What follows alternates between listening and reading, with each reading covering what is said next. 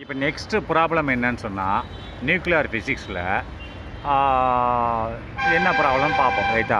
இப்போ யுரேனியம் வந்து என்ன ஆகுது, எதுக்காகுது, நியூக்ளியர் ரியாக்ஷனுக்கு உட்படுது.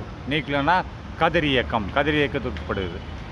எதுக்கு உட்படுது, நியூக்ளியஸில் உள்ள நியூக்ளியஸ் வந்து ஸ்டெபிளாக இல்லாதனால பிரிஞ்சு போகும் ரைட்டா. அப்போது அது ஏன் ஸ்டெபிளாக இருக்காது, இப்போ ரெண்டுமே சரியாக இருக்கா. இப்போ 92 புரோட்டான் இருக்குன்னா எவ்வளோ இருக்குது, 184 தான் இருக்கணும். ஆனால் நியூட்ரான் அதிகமாக இருக்குது ரைட்டா. அதனால் நியூட்ரானோ புரோட்டானோ அதிகமாக இருந்தால் அது வந்து என்னது, ஸ்டெபிள் கிடையாது.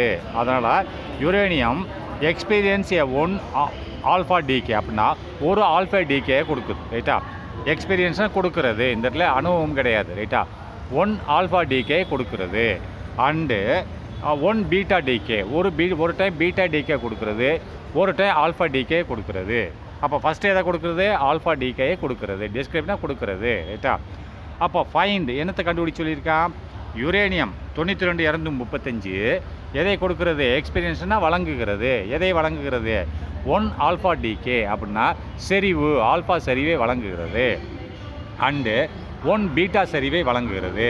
இப்போது find the number of neutrons in the final daughter nucleus that is formed அப்படின்னா இது என்ன ஆகும், யுரேனியம் செறிவாகும்போது ஆல்ஃபா காமா பீட்டா காமா உண்டாகும் ரேஸு. அது போக ஒரு டாட்டர் நியூக்ளியஸ் உண்டாகும். அது போக பார்ட்டிக்கிள், எலிமெண்ட்ரி பார்ட்டிக்கிள் உண்டாகும். அது போக Q எனர்ஜி உண்டாகும். Qன்னு ஆற்றல், அதுதான் வெப்பம் ரைட்டா. இப்போ அவன் என்ன கொடுத்துருக்கேன், யுரேனியம் கொடுத்துருக்கேன், அது ரேடியேஷன் ஆகுதுன்னு சொல்கிறான், அதாவது நியூக்ளியர் ரியாக்ஷன் ஆகுதுன்னு சொல்கிறேன். ஆகும்போது ஃபஸ்ட்டு ஆல்ஃபா டிகே ஆகுதுன்னு அவன் சொல்கிறேன். அவன் சொல்கிற பிறகு தான் போக முடியும். அடுத்து பீட்டா டிகே ஆகுது. இந்த 2 டிகேக்கு அடுத்து எனக்கு என்னத்தை சொல்லுன்னு சொல்கிறேன், அதாவது ஃபைனல் டாட்டர்ஸ், அதாவது ஃபைனலாக டாட்டர் நியூக்ளியஸ் உண்டாகுது இல்லையா. மதர் நியூக்ளியஸ் வந்து முதல்ல வினையை உண்டாக்குவது, அதாவது யுரேனியம் மதர் நியூக்ளியஸ். அப்போ பேரண்ட் நியூக்ளியஸ் தான் மதர் நியூக்ளியஸ். பேரண்ட் நியூக்ளியஸ் வந்து யுரேனியம், அதுலேருந்து பிரிஞ்சு வர்றது தான் அந்த நியூக்ளியர் ரியாக்ஷனுக்கு எடுத்து பிரிஞ்சு வர்றது தான் டாட்டர் நியூக்ளியஸ். அதில் எவ்வளோ நியூட்ரான் இருக்குதுன்னு சொல்லுன்றேன். அப்போ எப்படின்னு பார்ப்போமா. இப்போ உதாரணமாக என்ன சொல்ல, லெட் எக்ஸ் அண்ட் ஒய் நம்மளுக்கு எதுன்னு தெரியாது, அதனால் பொதுவாக வச்சுக்கிறோம். எக்ஸ் அண்ட் ஒய்ன்ற 2 சிம்பிள் எடுத்துக்கிடுவோம். By a resulting nuclear after the emission of the alpha and beta particles respectively அப்படின்னா ஆல்ஃபாவிலிருந்து என்ன வருது, எக்ஸ் வருதுன்னு வச்சுக்கிடுவோம். பீட்டாவிலேருந்து ஒய் வருது ரைட்டா அப்படின்னு வச்சுக்கிறோம்ன்றான். இப்போது நம்மளுக்கு தெரியலை, அதனால் லெட் வைத்துக்கொள்வோம். எதை வைத்துக்கொள்வோம், எக்ஸ் அண்ட் ஒய், எக்ஸ்ன்ற ஒரு சிம்பிளையும் ஒய் என்ற சிம்பிளையும் வைத்துக்கொள்வோம். எங்கே வைத்துக்கொள்வோம், பி த ரிசல்ட்டிங் நியூக்ளியஸ்ன்னு சொன்னால் முடிவில் வரக்கூடிய நியூக்ளியஸ் எவ்வளவுன்னு பார்த்துக்குறோம். இப்போ after the emission of the alpha and beta particles respectively, அதாவது ஆல்ஃபா அண்ட் பீட்டா பார்ட்டிகிள் எல்லாமே நடைபெற்ற பிறகு வரக்கூடிய ரிசல்ட்டிங் நியூக்ளியஸ் வந்து எக்ஸ் அண்ட் ஒய்ன்னு வச்சுக்கிடுவோம்ன்றான். அப்போது ஆல்ஃபா, இதுக்கு மீனிங் என்ன, ஆல்ஃபா டிகே ஆகும்போது எக்ஸ் என்ற நியூக்ளியஸ் கிடைக்கும், பீட்டா டிகே ஆகும்போது ஒய் என்ற நியூக்ளியஸ் கிடைக்கும், அதுதான் மீனிங் ரைட்டா. இஃப் லெட் வைத்துக்கொள்வோம் எக்ஸ் அண்ட் ஒய் இந்த ரெண்டும் இதை ரிசல்ட்டிங் ரிசல்ட்டிங்னா முடிவில் வரக்கூடிய வினை புரிஞ்சதுக்கப்புறம் வரக்கூடிய நியூக்ளியஸு அப்படின்னா எப்போ வினை புரியும், after emission of the alpha particle. அப்போ after of the emission, alpha particle emission ஆன உடனே எக்ஸ் நியூக்ளியஸ் கிடைக்கும். அடுத்து பீட்டா பார்ட்டிகிள் எமிஷன் ஆன உடனே, எமிஷன்னா வெளியேற்றின உடனே ஒய் நியூக்ளியஸ் கிடைக்கும் என்று வைத்துக்கொள்வோம்ன்றான் ரைட்டா. இப்போது யுரேனியம் பேரண்ட் நியூக்ளியஸ் டிகே ஆகுதா, 92 ஆல்ஃபா டிகேன்னு என்ன கிடைக்கும், ஆல்ஃபா ரேஸ் கிடைக்கும் இல்லையா. ஆல்ஃபா ரேஸ் சிம்பிள் என்ன, He24 தானே, அது கிடைக்கும்னு அவனே சொல்லிட்டான். அப்போ இது நம்ம என்ன பண்ணோம், ஆல்ஃபா டிகே லெஃப்ட் சைடில் போட்டு இந்த இதில் இது ஒரு ப்ராசஸ் ரைட்டா. இங்கே பாரு, இது ஒரு ப்ராசஸ், இது வந்து செயல்முறைகள். இது என்ன செய்யுது, நியூக்ளியர் ரியாக்ஷன்னா நியூக்ளியர் வினை, அணுவினை புரிகிறது. அப்போ அணுவினை, இந்த சிம்பிள் தான் அணுவினை புரிகிறது. அப்போ என்ன உண்டாகுது, ஆல்ஃபா டிகே உண்டாகுது, ஆல்ஃபா ரேஸ் உண்டாகிறது. அப்போ ஆல்ஃபா ரேஸ் உண்டாகுதுன்னு சொல்லிட்டேன். அப்போ ஆல்ஃபா ரேஸோட சிம்பிள் என்னது, He24 தானே. அதனால தான் நான் என்ன பண்ணிட்டேன், இந்த எக்ஸ் அப்படியே வச்சுக்கிட்டேன். எக்ஸை வந்து நீ ஒன்றுமே போட வேண்டாம் ரைட்டா, ஒன்றுமே போடாமல் அப்படி வெறும் எக்ஸ்னு போட்டுக்கிட்டு இந்த யுரேனியத்திலிருந்து மேலே அட்டாமிக் மாஸ் நம்பர் 4 கழிச்சிக்கோ. 4 இங்கே வந்துருச்சா, ஆல்ஃபா தான் கிடைக்குதுன்ட்டான். அப்போ ஆல்ஃபா எழுதிக்கணும் இந்த ரைட் சைடில். அடுத்து அட்டாமிக் நம்பர் எவ்வளவு 2 தானே ஆல்ஃபா ரேஸுக்கு. அப்போ 2 போட்டோம். இதுலேருந்து 2 கழிச்சிட்டீங்கன்னா அது 4 கழிச்சிட்டீங்கன்னா என்ன கிடைக்கும்? இந்த இது கிடைக்கும். எந்த இது கிடைக்கும்? இதில் 4 கழிச்சிட்டீங்கன்னா 4 இங்கே போயிடுச்சு ரைட்டா அட்டாமிக் மாஸில். அப்போ 4 கழிச்சா 231 எக்ஸுன்றது என்னன்னு தெரியாது நம்மளுக்கு. இருந்தாலும் அதோட அணு என்ன அணு மாஸ் எவ்வளவு? 231. அப்போ இந்த 92லேருந்து 2 கழிச்சிட்டிங்கன்னா 90. இது ஒரு இவ்வளோ தான் நியூக்ளியஸ் இருக்குது அப்படின்னு தான். இந்த நியூக்ளியஸ் நம்மளுக்கு எக்ஸ்னு வச்சுக்கிட்டான். ஆல்ஃபா டிகே கட்டு அவன் தானே கேள்வி கொடுத்துருக்கான். என்ன கேள்வியில் கொடுத்துருக்கேன்? என்ன கொடுத்துருக்கான் கேள்வியில்? லெட்டுன்னு வைத்துக்கொள்வோம் ரைட்டா. எக்ஸ் வந்து ஆல்ஃபா டிகேக்கு அடுத்து வர்றது நியூக்ளியஸ்ன்னு சொல்லிட்டான். இந்த எக்ஸ் தான் ஆல்ஃபா டிகேக்கு உள்ள வர்றது நியூக்ளியஸ் ரைட்டா. அப்போ ஆல்ஃபா டிகே லெவல் ஆயிடுச்சு. இப்போது நெக்ஸ்ட்டு பாருங்கள். இப்போது இந்த எக்ஸை தான் நம்ம எடுக்கணும். யுரேனியம் பிரிஞ்சு எக்ஸ் ஆகி போச்சு இல்லையா. இப்போ எக்ஸை திருப்பி எடுப்போம். எக்ஸில் எவ்வளோ இருக்குது? 90, 231 இருக்குது. இது பீட்டா டிகே ஆகுது. ஃபஸ்ட்டு ஆல்ஃபா டிகே ஆகுது. ஏகன் அந்த எக்ஸ் தானே இந்த நியூக்ளியஸ் இருக்குது. அப்போ ஆல்ஃபா டிகே வந்துருச்சு. இப்போ நம்ம பீட்டா டிகே பார்க்கணும். இந்த எக்ஸ் என்ன செய்யுதுன்னா இதை எக்ஸில் 90 atomic number, atomic mass number 231. இப்போ பீட்டா டிகே ஆகுது. ஆன ஒன்று பீட்டா டிகேல என்ன கிடைக்கும் உனக்கு? எலக்ட்ரானில் 1 கிடைக்கும்ல. போன வீடியோவில் நான் என்ன பண்ணேன்? e⁻1ன்னு எழுதியிருந்தேன். அது தப்பு. இதுதான் ரைட்டு. ஈல ஒரு எண்ணிக்கை ஒரு எலக்ட்ரான் கிடைக்கும் ரைட்டா. இப்போது அந்த ஒயில் என்ன வந்துருச்சு? 90 இருக்குது இங்கே அட்டாமிக் நம்பர். இங்கே 91 போட்டிருக்கேன். ஏன் 91 போட்டிருக்கான்? பீட்டா டிகேல நியூட்ரான் தான் டிகே ஆகும் ரைட்டா. நியூட்ரான் டிகே ஆகும். நான் ஏற்கனவே சொல்லி கொடுத்துருக்கேன். இங்கே பாருங்கள், நான் திருப்பி சொல்லி கொடுக்குறேன். இப்போ நியூட்ரானில் அது பீட்டா டிகேல நியூட்ரான் டிகே ஆகும். அப்போது இந்த 231 இருக்கு இல்லையா, 231 இதில் நான் 1 எடுத்துடுறேன். அப்போ மீதி எவ்வளோ இருக்கும்? 230 இருக்கும். 230 ப்ளஸ் கீழே என்ன இருக்கும்? 90 இருக்கும் ரைட்டா. நான் இந்த 230 1 எடுத்துகிட்டு ஒரு நியூட்ரான் எடுத்துடுறேன். ஒரு நியூட்ரான் எடுத்தால் என்ன ஆகும்? கீழே உள்ள இது என்ன? புரோட்டான் மாறுமா? மாறாது. கீழே உள்ள அட்டாமிக் நம்பர் புரோட்டான். அப்போது மேலே உள்ளது புரோட்டான் ப்ளஸ் நியூட்ரான் ரைட்டா. அப்போது ஒரு நியூட்ரான் எடுத்துடுறேன். எடுத்துகிட்டா 230 இங்கே இருக்குது. இதை ஞாபகம் வச்சுக்கோங்க. ஒரு நியூட்ரான் எடுத்துடுறேன். அந்த நியூட்ரான் வினை புரியும் போது 2 கொடுக்கும். புரோட்டானை கொடுக்கும் ப்ளஸ் எலக்ட்ரானை கொடுக்கும் ரைட்டா. கொடுத்துருதா? அந்த 1 தான் எடுத்திருக்கேன். அந்த புரோட்டானை கொடுக்கும், எலக்ட்ரானை கொடுக்கும். இந்த புரோட்டானை என்ன பண்ணுறேன்? நான் திருப்பி இங்கே வந்து சேர்த்துட்றேன். எங்கே வந்து சேர்த்துட்றேன்? இங்கே வந்து சேர்த்துட்றேன் ரைட்டா. அப்போ 230 சேர்த்து புரோட்டான் மேலே வந்துருச்சா? 231 வந்துருச்சா? 230 ப்ளஸ் ஒரு புரோட்டான் 231 ரைட்டா. இது அட்டாமிக் மாஸ்லேயே ஒரு புரோட்டான் வரும். அந்த புரோட்டான் அட்டாமிக் நம்பர்லேயும் வரும் இல்லையா, +1 வரும் இல்லையா, புரோட்டான் 2லேயும் சேரும் இல்லையா. அப்போ 91 வந்துருச்சா? 231 91 ரைட்டா. இங்கே பாருங்கள் என்ன போட்டிருக்கான்? 231 91 போட்டிருக்கான்னு பார்ப்போமா? இந்த பாருங்கள் ஒயில் என்ன வந்திருக்கு? 231 91 வந்துருச்சா? இப்போது நல்லா கவனிங்க. அப்போ வரும்போது நான் புரோட்டானை எடுத்து சேர்த்துட்டு 231 இங்கே வந்துருச்சு ரைட்டா. 91 வந்துருச்சு. இப்போ இந்த எலக்ட்ரானை கொண்டு எங்கே சேர்க்குறது? நான் எலக்ட்ரான் நிற்குது இல்லையா, நியூட்ரான் 2 கொடுத்துச்சு. புரோட்டானை இங்கே சேர்க்கும்போது புரோட்டானுக்கு 2 இருக்குது. என்னது? ஹெச்ன்னு சொல்லுவாங்க. ஹைட்ரஜன் 1 அட்டாமிக் மாஸ் இருக்குது, அட்டாமிக் நம்பர் இருக்குது. அப்போ அட்டாமிக் நம்பரை சேர்க்கும்போது 91 ஆயிடுச்சு. அட்டாமிக் மாஸை சேர்க்கும்போது 231 ஆயிடுச்சு. அதை தான் இங்கே ஒயில் வந்து கொடுத்துட்டான். 231 91 வந்துருச்சு. அப்போ இந்த எலக்ட்ரான் ஒன்று மிச்சம் இருக்கே, அதை என்ன பண்ணுறதுன்னு பார்த்தா நல்லா கவனிங்க. அந்த எலக்ட்ரானை தான் நான் ப்ளஸ்ஸு. எலக்ட்ரானோட எண்ணிக்கை எவ்வளவு? 1. அதுக்கு மாஸ் இருக்கா? எலக்ட்ரானுக்கு மாஸ் இல்லை. ஒரு ஆட்டத்தில் என்னென்ன இருக்குது? நியூக்ளியஸ் இருக்குது, எலக்ட்ரான் இருக்குது. ஆனால் மாசுன்னு நம்ம வரும்போது நியூட்ரானோட எண்ணிக்கையும் புரோட்டானோட எண்ணிக்கையும் தான் எடுக்கிறோம். எலக்ட்ரானோட எண்ணிக்கையை நம்ம எடுக்கிறது இல்லை. ஏன்னா அது ரொம்ப கம்மியான மாசு. அதனால் நம்ம அதை கவுண்ட் பண்ணுறது கிடையாது. அதனால் மாசை தானே மேலே போடுறோம். அதனால் மாஸ் இஸ் 0. எலக்ட்ரானுக்கு மாசு 0. ஆனால் எண்ணிக்கையில் 1. எலக்ட்ரான் என்ன இருக்குது? கீழே இருக்குது எண்ணிக்கை. அந்த எலக்ட்ரான் இந்த நியூட்ரான் பிரிஞ்சு வந்துச்சு இல்லையா, புரோட்டான் ப்ளஸ்ஸு எலக்ட்ரான். புரோட்டான் அங்கே சேர்த்தேன், இது சேர்ந்துருச்சு. அப்போ எலக்ட்ரானை நான் இங்கே போட்டுட்டேன் ப்ளஸ்ஸு. என்ன பண்ணிட்டேன்? எலக்ட்ரான் ப்ளஸ்ஸு, எலக்ட்ரான் மைனஸ் போட்டிருக்கேன். எலக்ட்ரான் வந்து நெகட்டிவ் சார்ஜ் தானே. அதனால் ஒரு நெகட்டிவ் சார்ஜ் உள்ள எலக்ட்ரான் இருக்குது. அதுக்கு வெயிட்டு கிடையாது, அதை போட்டிருக்கேன் ரைட்டா. இதுதான் இப்போ நல்லா கவனிங்க. இப்போ 2 எக்ஸும் ஒய்யும் நம்ம எடுத்தாச்சு ரைட்டா. இப்போ நம்ம என்ன பண்ணணும்? நம்பர் ஆஃப் நியூட்ரானை கேட்டிருக்கான். எதில் கேட்டிருக்கான்? நம்பர் ஆஃப் நியூட்ரான் எவ்வளோ இருக்கும்? எதில்? டாட்டர் செல்லு எவ்வளோ இருக்குன்னு கேட்குறான். அப்போது number of neutron = mass number minus atomic number அப்படின்றான். அப்போ மாஸ் நம்பர் ஆஃப் நியூட்ரான் எவ்வளோ இருக்கும்? Mass number. இப்போ ஒய்யோட மாஸ் நம்பர் எவ்வளவு? 231 ரைட்டா. அப்போ 231 இதான கடைசி, இது கடைசியாக பிரிஞ்சது ஒய் தானே பிரிஞ்சிருக்கு. அதனால் அதனோட மாஸ் நம்பர். நியூட்ரான் என்னது? Mass number minus atomic number தானே நியூட்ரானு. மாஸ் நம்பர்லேருந்து அட்டாமிக் நம்பரை கழிச்சேன்னா நியூட்ரான் எண்ணிக்கை கிடச்சிரும் ரைட்டா. அதனால தான் மொதல் எக்ஸ் டிகே ஆச்சு, அடுத்து ஒய் டிகே ஆச்சு, இன்னும் டிகே ஆகலை. அவர் 2 தான் கொடுத்துருக்கேன். அப்போ டிகே ஆன உடனே டாட்டர் நியூக்ளியஸில் எவ்வளோ இருக்கும்? 3வதாக டாட்டர் நியூக்ளியஸ்னு சொல்லிட்டேன். அப்போ டாட்டர் நியூக்ளியஸ் எவ்வளோ இருக்கும்? அந்த மேலே உள்ள மாஸ் நம்பர் 231, கீழே அட்டாமிக் நம்பர் 91. அப்போ எவ்வளோ நியூட்ரான் இருக்கும்? 140 நியூட்ரான் இருக்கும். எதில்? டாட்டர் செல்லில். சரியா? அடுத்து நெக்ஸ்ட் 4வது ப்ராப்ளம். இப்போ calculate the amount of energy released when radioactive substance undergoes fission and result in a mass defect of 2 kilograms அப்படின்னா ஏற்கனவே நம்ம படிச்சிருக்கோம். இப்போ ஃபிஷன் வேறு ஃபியூஷன் வேறு. இது என்ன பண்ணுறான்? ஃபியூஷன்னா இணைதல், ஃபிஷன்னா பிரிதல் ரைட்டா.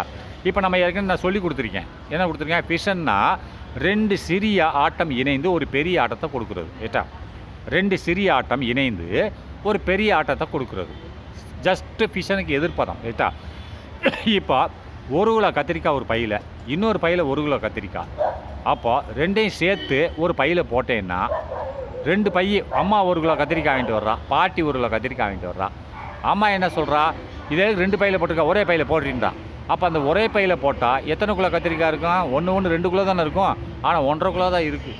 அப்போ அந்த 1/2 கிலோ எங்கே போயிடுச்சு? அதை மாதிரி தான் ஃபியூஷன்னா அந்த 1/2 கிலோ 2 இணையும் போது 2 சின்ன ஆட்டங்கள் இணையும் போது ஒரு பெரிய ஆட்டம் கிடைக்கும் ஃபியூஷனில்.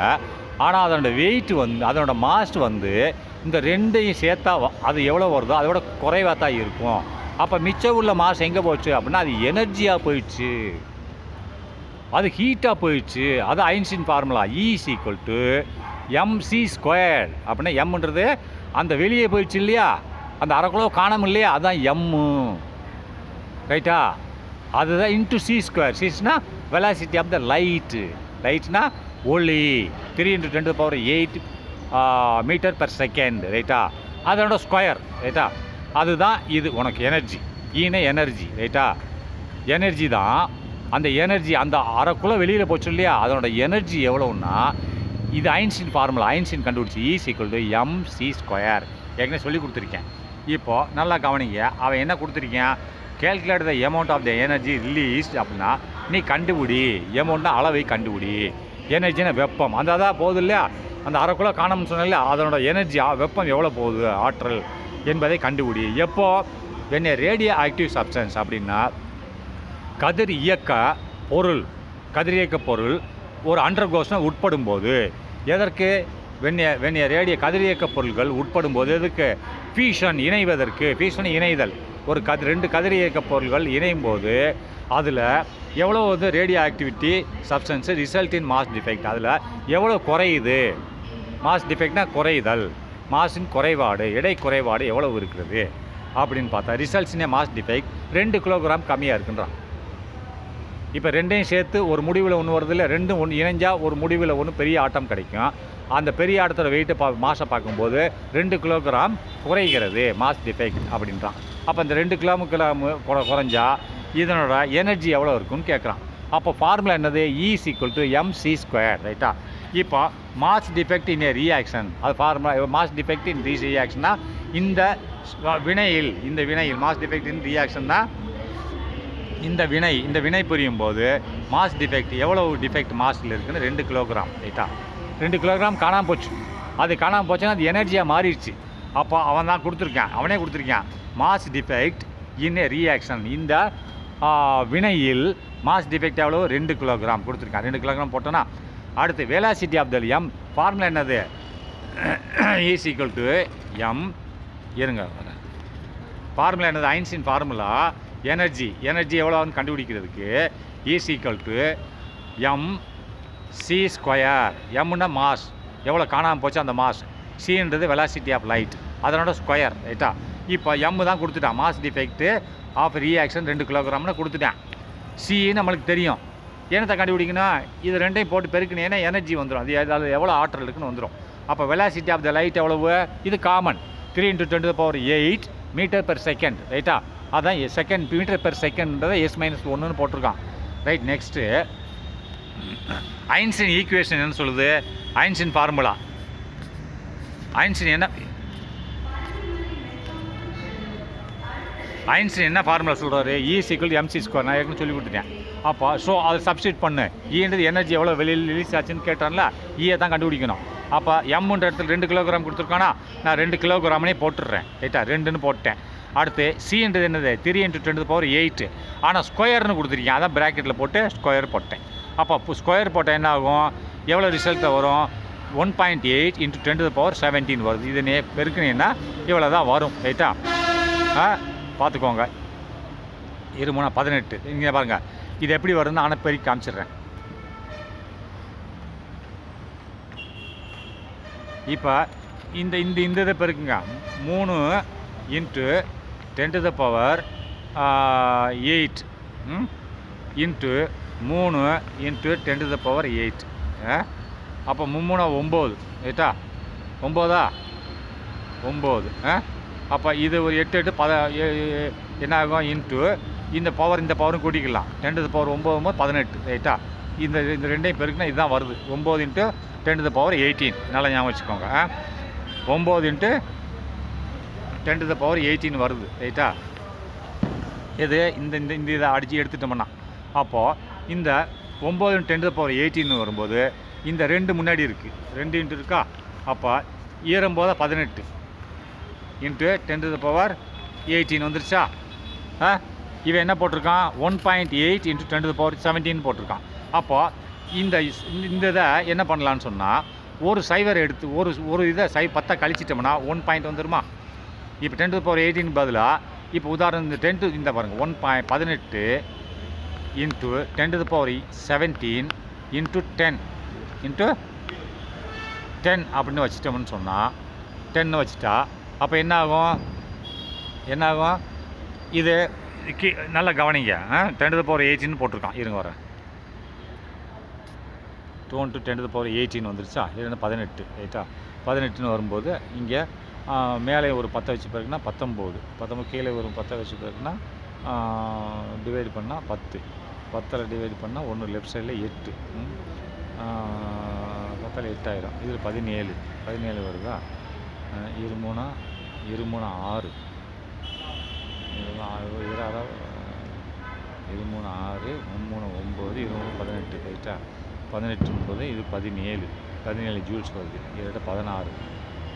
நான் இது ஏட்ட தப்பாக போட்டேன். நான் இருங்க திரும்பி போட்டு தரேன்.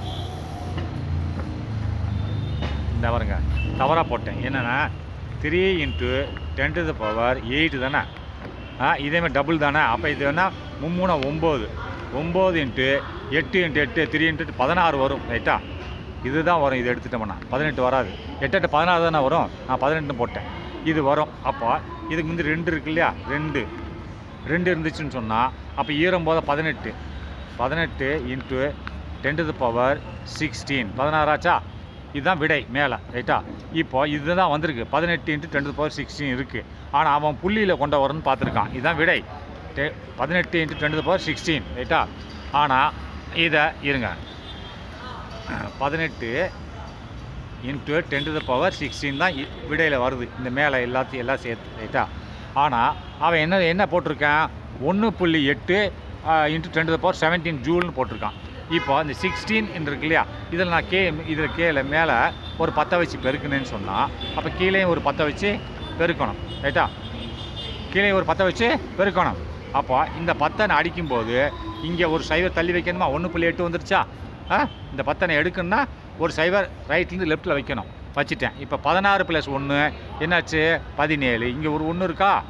அப்போ 16 + 1 17. அப்போ இதை எடுக்கணும்னா 10⁻17. அப்போ 1.8 10⁻17 ஜூல் ரைட்டா. வந்துருச்சா கணக்கு பார்த்துக்கோங்க. Right okay.